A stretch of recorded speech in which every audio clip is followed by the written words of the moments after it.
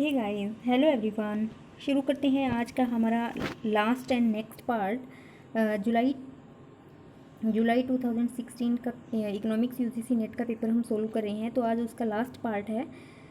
तो क्वेश्चन है, diversification of agriculture implies, यानी कि कृषि की जो विविधीकरण है वो उसका क्या मीन है।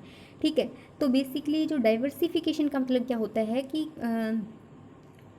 जो कृषि है उसका क्या है, उसको करने के अलग अलग पैटर्न होने चाहिए। ठीक है, और जो फसल हम उगा रहे हैं उनमें चेंज होना चाहिए। ठीक है, यानी कि हम मान लो कोई फसल है, उसको क्या है हम कोई ज़मीन है तो उस ज़मीन में हम क्या है मान लो एक एक फसल उगा रहे हैं, तो वो उस ज़मीन की जो उपजाऊपन है वो ख़त्म हो जाता है। इसलिए उसमें क्या है डाइवर्सिफिकेशन होना चाहिए, यानी कि फसल उसमें क्या है बदल बदल कर उसमें बोई जानी चाहिए। ठीक है, तो ये होता है डाइवर्सिफिकेशन का मतलब कि जो क्रॉपिंग होती है हमारी उसमें जो पैटर्न होता है एंड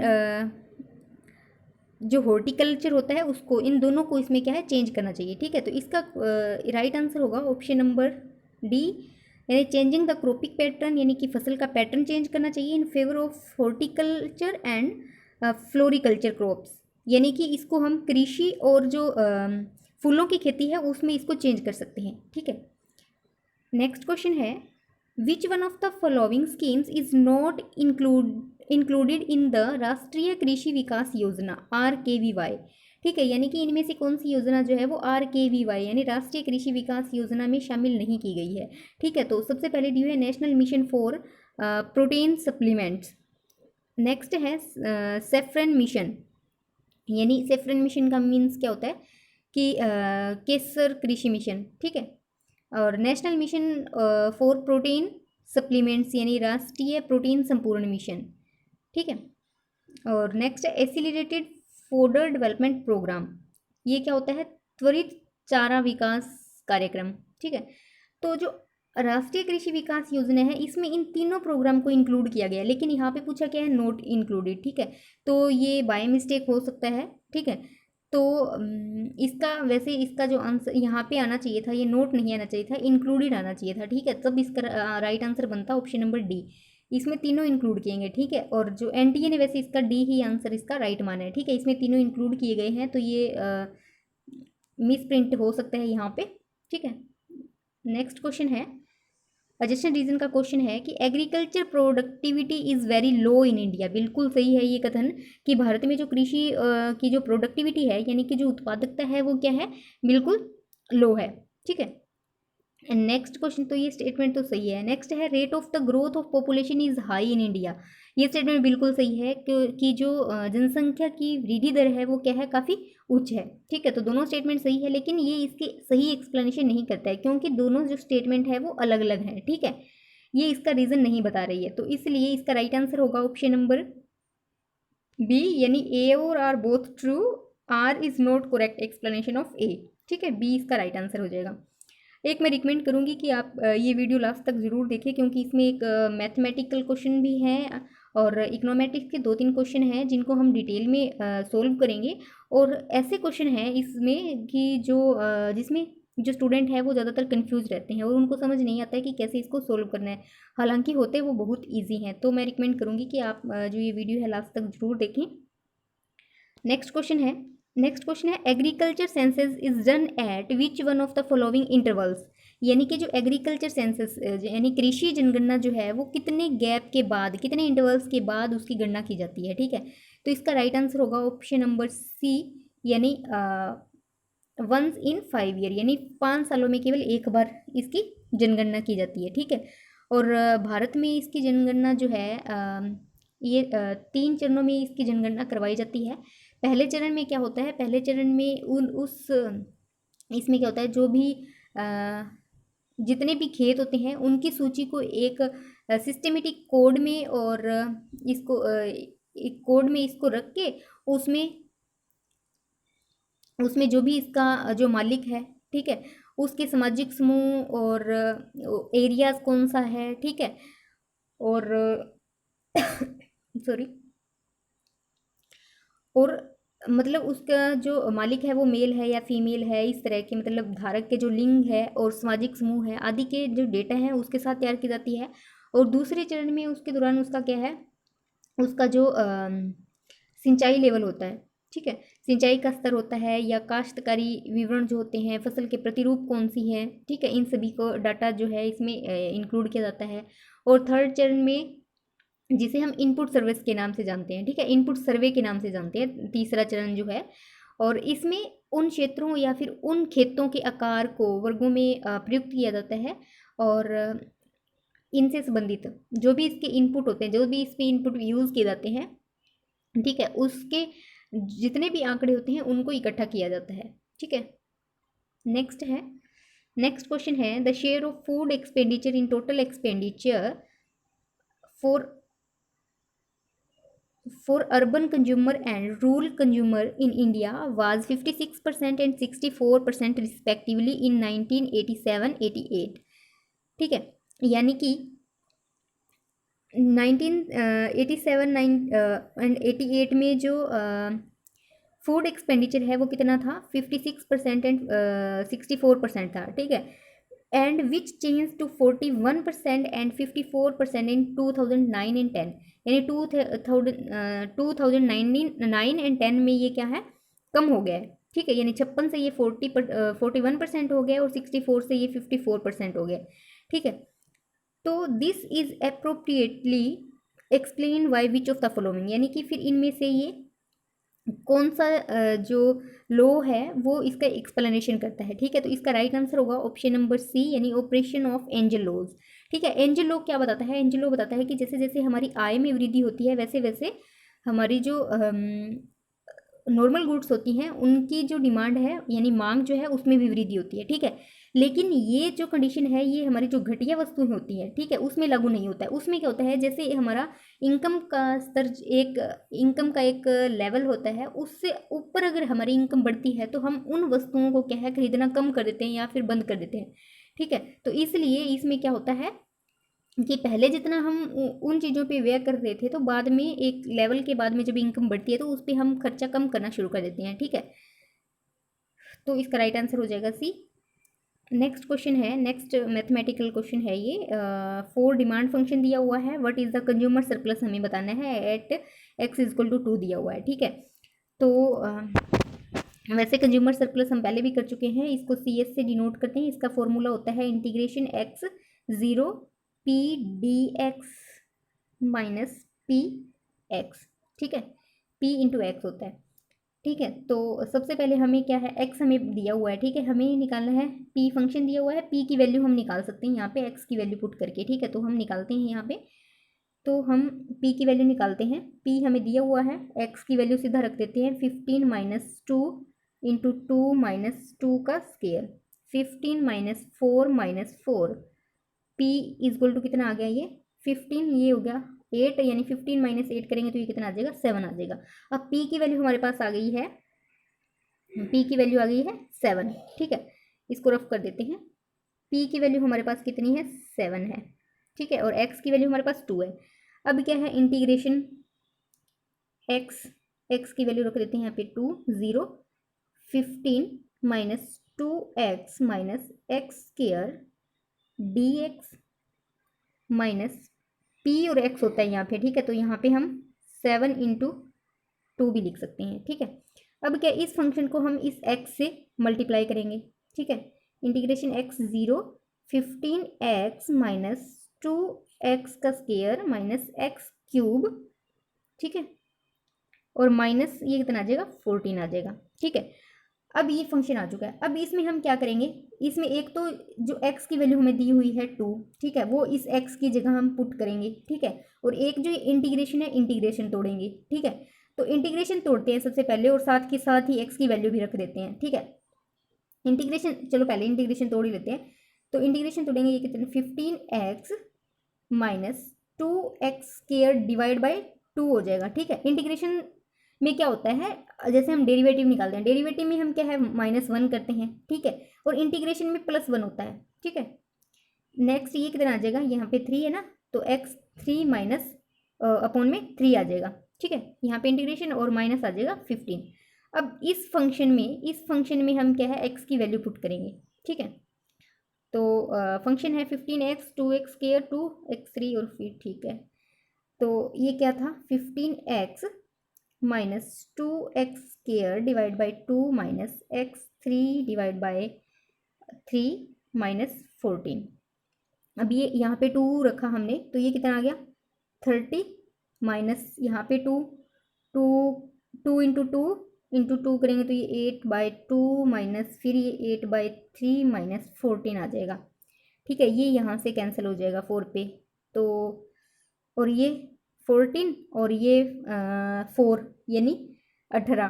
ठीक है, तो 30 माइनस 18 माइनस 8/3 आ गया ये। ठीक है, अब 30 में से 18 माइनस करेंगे तो ये कितना आ जाएगा, ये आएगा हमारे पास 12 माइनस 8/3। ठीक है, अब इसका हम क्या है एलसीएम लेंगे, ये कितना आ जाएगा 3 और ये कितना आ जाएगा 3 कम 3 और 3 फिर 12 इंटू 3 यानी 36 माइनस 8। ठीक है, अब 36 में से 8 माइनस करेंगे तो ये कितना आ जाएगा 28 डिवाइड बाई 3 और यही क्या है हमारा आंसर आ जाएगा कंज्यूमर सरप्लस। तो इसके अकॉर्डिंग हमारा जो राइट आंसर होगा वो क्या होगा, ऑप्शन नंबर बी हमारा राइट आंसर होगा, यानी 28/3। आई होप कि आपको अच्छे से समझ आया होगा। नेक्स्ट क्वेश्चन है, given the CES production function as y is equal to a1x p1 plus a2x p2 की पावर 1/y है, तो elasticity of substitution between factor is. तो मतलब इसमें बताना है कि अगर हमारे पास ये फंक्शन दिया हुआ हो तो इलास्टिसिटी ऑफ सब्स्टिट्यूशन यानी कि कारकों के बीच में जो प्रतिस्थापन की लोच है वो क्या होगी। ठीक है, तो CES जो प्रोडक्शन फंक्शन है उसमें प्रतिस्थापन की लोच होती है। ऑप्शन नंबर डी इसका राइट आंसर होगा, 1/1 minus p is equal to होता है। ठीक है, राइट आंसर हो जाएगा डी। नेक्स्ट क्वेश्चन है for the diagram below which of the following is the correct description in term of derivatives. ठीक है, अब इसमें क्या है, इसमें बहुत कन्फ्यूजन होती है, बहुत से स्टूडेंट को बहुत कन्फ्यूजन होती है। इसमें 2 डायग्राम होते हैं। ठीक है, ये एक इस तरह से दिया होता है, एक कॉनकेव इस तरह से दिया होता है।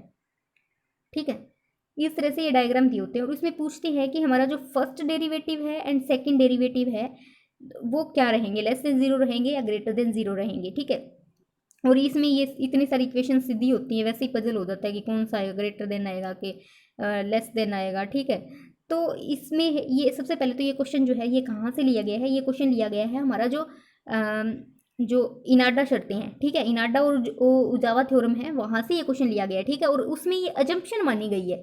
ठीक है, अजम्पशन मानी गई है, तो इसमें जो इस तरह का ये होता है, इसमें क्या होता है, इसमें फर्स्ट डेरिवेटिव तो हमारा होता है पॉजिटिव होता है यानी ग्रेटर देन 0 होगा। ठीक है, और सेकंड डेरिवेटिव जो होता है वो क्या होता है, नेगेटिव हो सकता है या फिर लेस देन 0 होगा। ठीक है, लेस देन 0 होगा इस तरह का अगर है, कॉनकेव है तो। ठीक है, और अगर इस तरह का हमारे पास जो ये दिया हुआ है, ठीक है, तो इसमें क्या होता है, इसमें फर्स्ट एंड सेकंड डेरिवेटिव जो है वो दोनों ही लेस देन 0 होते हैं। ठीक है, इसमें फर्स्ट भी लेस देन होता है और सेकंड भी लेस देन होता है। ठीक है, तो ये आपको याद रखना है, इसमें कंफ्यूज नहीं होना है। ये दोनों जब दोनों डायग्राम आप एक साथ रख के इनको याद करोगे ना तब याद रहेगा। ये नहीं कि आप एक बार एक पढ़ लिया दूसरी बार 2 पढ़ लिया, तो इसमें कन्फ्यूजन रहती है, हमेशा ही पता नहीं चलता है कि कौन से में कौन सा आंसर आएगा। ठीक है, तो इन दोनों को एक साथ करके आप याद करना। बस इसमें क्या, इसमें तो दोनों ही वो नेगेटिव होते हैं, फिर लेस देन 0 होते ही हैं। ठीक है, और इसमें क्या है, फर्स्ट जो है वो फर्स्ट पॉजिटिव होता है यानी ग्रेटर देन 0 होता है। ठीक है, तो इसके अकॉर्डिंग इसका राइट आंसर होगा ऑप्शन नंबर बी, यानी फर्स्ट एंड सेकंड डेरिवेटिव दोनों ही क्या है, लेस देन 0 होते हैं। नेक्स्ट क्वेश्चन है, विच of the following is true for an optimum solution of a linear programming problem. इसमें बताना है कि जो लीनियर प्रोग्रामिंग प्रॉब्लम है इसमें से कौन सा ऑप्टिमम या इष्टतम सॉल्यूशन हो सकता है। ठीक है, तो बेसिकली इसका राइट आंसर होगा ऑप्शन नंबर बी, यानी number of non zero valued variable, यानी कि जो नॉन जीरो वेरिएबल हैं वो इंक्लूड स्लैक वेरिएबल, और इसमें स्लैक वेरिएबल को भी इंक्लूड किया गया है, is exactly equal to the number of concentrates. ठीक है, यानी कि जो नॉन जीरो वाले वेरिएबल हैं उनकी संख्या जो कंसनट्रेट यानी कि जो एरेट्रम जो मॉडल्स में कंसनट्रेट्स पैदा करते हैं उनकी संख्या के बिल्कुल समान होती है। ठीक है, तो इसका बी आंसर हो जाएगा। नेक्स्ट क्वेश्चन है, if the targets of economy are fixed in term of final demand vector f, then the compatible level of output vector x in term of input output analysis will be determined according to which of the following। ठीक है, तो इसका सीधा सा answer है input output analysis में हम कौन सी इक्वेशन यूज करते हैं, ऑप्शन नंबर सी इसका राइट आंसर होगा, यानी कि आई माइनस ए इनवर्स होता है एफ इजक्वल टू एक्स के। ठीक है, तो सी इसका राइट आंसर हो जाएगा। नेक्स्ट क्वेश्चन है, in a two variable regression y is independent variable, x is independent variable, the correlation coefficient between y and x is equal to is 0.8, for this which of the following is correct। अब ये question हम पहले भी कर चुके हैं। ठीक है, मैंने आपको बताया था यहाँ पे कि ये वैल्यू जो है ये चेंज कर देंगे। पहले हमने 0.7 वाला आई थिंक किया था। ठीक है, तो ये क्या होता है, आर स्केयर के बराबर होता है। ठीक है, कोरिलेशन कोफिशिएंट जो होता है वो क्या होता है, आर स्केयर होता है। तो हमारे पास एक्स एंड वाई की जो ये वैल्यू दी हुई है इसका हम अगर स्केयर कर देते हैं तो हमारे पास जो कोरिलेशन कोफिशिएंट जो है वो एग्जैक्ट आ जाता है। ठीक है, तो इसका राइट आंसर होगा ऑप्शन नंबर बी, यानी 64% variation in Y are explained by X. ठीक है, एक्स के द्वारा जो एक्सप्लेन्ड वेरिएबल है वाई, उसमें कितने हैं, 64% वेरिएशन है। ठीक है, नेक्स्ट है एक, इसमें क्या है, इसमें आपको जैसे मान लो y is equal to a naught plus b1y1 plus u1। ठीक है, मान लो ये एक इकोनोमेट्रिक मॉडल है। ठीक है, जहाँ पे हम u1 यानी एरर टर्म जहाँ पे लग जाता है, ठीक है, तो वो क्या बन जाता है, वो एक इकोनोमेट्रिक्स मॉडल बन जाता है। ठीक है, अगर हम u को रिमूव कर देते हैं तो वो एक मैथमेटिकल मॉडल होता है। ठीक है, ये आपको ध्यान में होना चाहिए। और इसमें क्या होता है, जो इस साइड होते हैं, ये वाला जो होता है ये होता है हमारा डिपेंडेंट वेरिएबल। ठीक है, और किस पे डिपेंड करते हैं, ये इधर वाले जो एक्सप्लेनेटरी वेरिएबल होते हैं उन पे डिपेंड करता है। ठीक है, और इसमें क्या है, इनमें और ये होते हैं हमारे एक्सप्लेनेटरी वेरिएबल या फिर एक्सोजीनियस बोलते हैं। ठीक है, या अनएक्सप्लेन्ड बोलते हैं, और ये होते हैं एक्सप्लेन्ड, इंडोजीनियस एंड डिपेंडेंट। ठीक है, ये वेरिएबल होते हैं इस साइड वाले, और इन वेरिएबल में हम क्या है अपने अकॉर्डिंग चेंज कर सकते हैं, लेकिन जो ये डिपेंडेंट वेरिएबल है इसमें हम कोई भी चेंज नहीं कर सकते हैं। ठीक है, और ये ए नोट जो है ये शो करता है हमेशा इंटरसेप्ट को। ठीक है, तो ये थोड़ी बेसिक टर्म्स थी जो मैंने आपको बताया। नेक्स्ट क्वेश्चन है, if OLS is applied separately to each equation that is part of a simultaneous equation system, the resulting estimator will be। यानी कि इसमें क्या है कि जो साइमल्टेनियस इक्वेशन सिस्टम है, साइमल्टेनियस इक्वेशन जो मॉडल है, उसके लिए अगर हम OLS मेथड जो है इसका अलग रूप से, इसकी अलग समीकरण, इसका अलग रूप से कोई ईच इक्वेशन के लिए अगर इसका यूज़ किया जाता है तो जो एस्टिमेशन होंगी वो क्या होंगी। ठीक है, तो बेसिकली जो इसका राइट आंसर तो ऑप्शन नंबर सी होना चाहिए, यानी कि बायस्ड होंगे और इनकंसिस्टेंट होंगे। ठीक है, अभिनत या फिर असंगत होंगे। ठीक है, ये क्वेश्चन इसका राइट आंसर होना चाहिए, लेकिन यूजीसी ने इसका जो राइट आंसर माना है वो माना है ऑप्शन नंबर बी इसका राइट आंसर माना है, यानी बायस्ड एंड कंसिस्टेंट। लेकिन मेरे अकॉर्डिंग इसका राइट आंसर होना चाहिए ऑप्शन नंबर सी। ठीक है, वैसे यूजीसी ने इसका तो बी माना है तो हमें भी बी मानना पड़ेगा ना।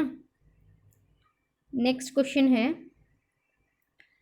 Generalised list. नेक्स्ट क्वेश्चन है generalised list square method is suitable for estimation for parameter in a general linear model for dealing with the problem of. मतलब कि जो हमारा लीनियर मॉडल है, सामान्य जो generalise GLS square model, sorry generalise list square method जो है, उसके लिए इनमें से जो जनरल लीनियर मॉडल है उसके लिए कौन सी जनरल लीनियर मॉडल की जो मेथड है, इस समस्या का समाधान हम इनमें से किसके द्वारा कर सकते हैं। ठीक है, तो इसका राइट आंसर होगा ऑप्शन नंबर सी, यानी ऑटो कोरिलेशन डिस्टर्बेंसेस या फिर हेटेरोसिडास्टिसिटी। ठीक है, इन दोनों से हम इसका जो ये जो प्रॉब्लम है इसका सॉल्यूशन कर सकते हैं। ठीक है, नेक्स्ट क्वेश्चन आता है, next question match of the following question है, और ये एग्जाम में हर बार रिपीट होता है, हर बार आता है। तो आप जो match of the following previous year में जितने भी क्वेश्चन आए हुए हैं इकोनॉमेटिक्स के, तो उसको आप जरूर सोल्व कर लेना। ठीक है। तो उसमें से ये क्वेश्चन आपके मतलब 2 नंबर की यहाँ से श्योरिटी है। ठीक है, ये 5 या 10 क्वेश्चन होंगे मुश्किल से ऑल प्रीवियस ईयर पेपर में। ठीक है, तो ये इसको आप सोल्व कर लोगे तो यहाँ से 2 नंबर की श्योरिटी आपकी हो जाती है। तो सबसे पहले है Goldfeld quantity test. Goldfeld quantity test जो है हम किसके लिए यूज़ करते हैं? हेटेरोसिडास्टिसिटी के लिए हम इसका यूज़ करते हैं। और डर्विन वाटसन टेस्ट यूज़ करते हैं ऑटो कोरिलेशन के लिए। और फेरार ग्लोबल टेस्ट हम किसके लिए यूज़ करते हैं? ये हम यूज़ करते हैं मल्टीकोलिनियरिटी के लिए। ठीक है। नेक्स्ट है वाल्ड वार्टलेट मेथड, ये हम करते हैं एरर्स इन वेरिएबल। ठीक है, तो इसके अकॉर्डिंग हमारा राइट आंसर होगा 2, 3, 4 एंड 1, यानी डी ऑप्शन इसका राइट आंसर हो जाएगा। ठीक है, नेक्स्ट क्वेश्चन है। नेक्स्ट क्वेश्चन काफ़ी इंपॉर्टेंट क्वेश्चन है। देखो इसमें क्या पूछा है, consider of the following system of equation using standard notations according to order condition the second equation is. यानी कि इसमें जो सेकंड इक्वेशन है, ये वाली इक्वेशन है y2, इसमें बताना है कि जो ये इक्वेशन है वो आइडेंटिफाई है, जस्ट आइडेंटिफाई है या ओवर आइडेंटिफाई है। ठीक है, तो सबसे पहले जो हमें समझना है कि जो ये क्वेश्चन है ये लिया गया है इकोनोमेट्रिक्स में, एक मॉडल है आइडेंटिफिकेशन मॉडल।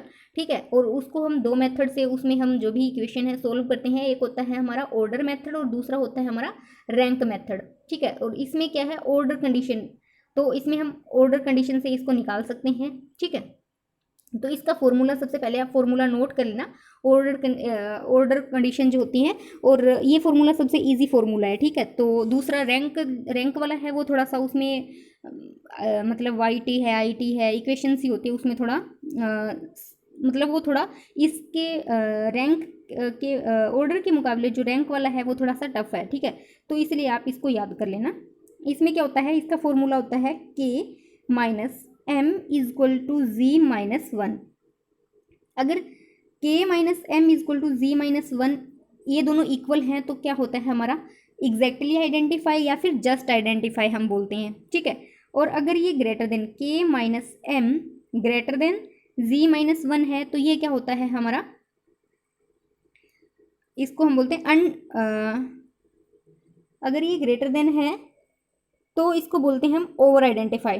ठीक है, इसको बोलेंगे ओवर आइडेंटिफाई। और k minus m less than z minus 1 है तो इसको हम बोलते हैं, इसको हम क्या बोलेंगे अन आइडेंटिफाइड। ठीक है, unidentified, over identify and exactly या फिर जस्ट आइडेंटिफाई। ठीक है, अब हमें समझना है कि इसमें k क्या है, m क्या है और g क्या है। ठीक है, 1 तो रहता ही है। ठीक है, तो ये आप नोट कर लेना अपनी नोटबुक में। नेक्स्ट अब इसमें देख लेते हैं जो k है। k हमें बताता है कि टोटल कुल हमारा जो ये मॉडल है पूरा मॉडल, इसमें टोटल वेरिएबल कितने हैं। ठीक है, इसमें टोटल वेरिएबल कितने हैं, टोटल वेरिएबल। और m जो है ये m दर्शाता है कि इक्वेशन में जिस इक्वेशन को हमें आइडेंटिफाई करना है उस इक्वेशन में कितने मॉडल हैं। ठीक है, ये बताता है इक्वेशन में मॉडल कितने हैं। और g हमें बताता है कि या तो हमारे पास नंबर ऑफ इक्वेशन, ठीक है, नंबर ऑफ इक्वेशन यानी कि इक्वेशन कितनी है या फिर इंडोजीनियस वेरिएबल कितने हैं। ठीक है, तीनों हो गया और -1 होता है। ठीक है, तो अब हम हमारा क्वेश्चन सोल्व करते हैं। क्वेश्चन सोल्व करते हैं, सबसे पहले हमारे पास k की वैल्यू हमने निकालनी है। ठीक है, k हमारे पास कितना होना चाहिए, तो इसमें हम कर लेते हैं। ये सबसे पहला है y1, उसके बाद y2 है, y3 है। ठीक है, y3 से आगे तो इसमें कोई भी नहीं है पूरे मॉडल में। देखो अगर अब देखो y1 इसमें भी है इसमें भी है तो हम उसको दोबारा इंक्लूड नहीं करेंगे। ठीक है, एक बार एक वेरिएबल को हम एक बार ही इंक्लूड करेंगे। ठीक है, तो इसमें y1 ले लिया हमने, y2 ले लिया, y3 ले लिया, y2 ले लिया, y3 ले लिया और y3 ले लिया। ठीक है, तीन ही हो गए। उसके बाद x1 है, x2 है और x3 है, 3 तक है। ठीक है, तो ये कितने हो गए, टोटल हो गए 6 वेरिएबल। तो k की वैल्यू आ गई हमारे पास 6। ठीक है, उसके बाद आता है m जिस इक्वेशन की हमने आइडेंटिफाई करना है, जिस इक्वेशन को हमने आइडेंटिफाई करना है उसमें कितने वेरिएबल हैं।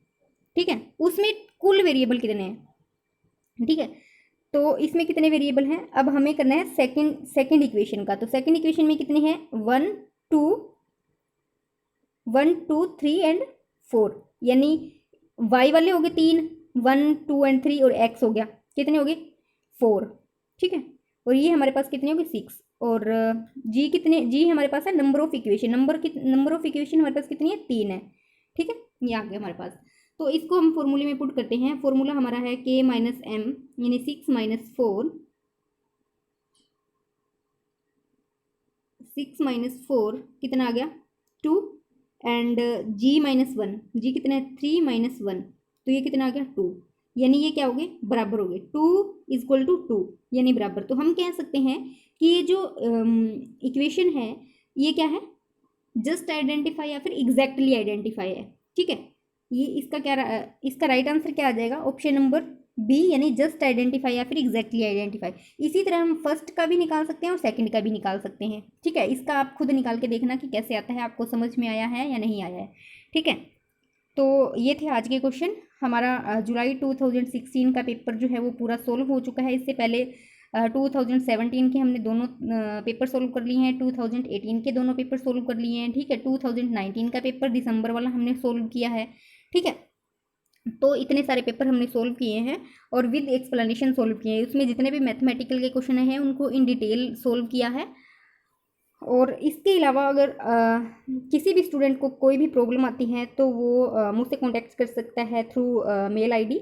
मेल आईडी है eco-with-math@gmail.com।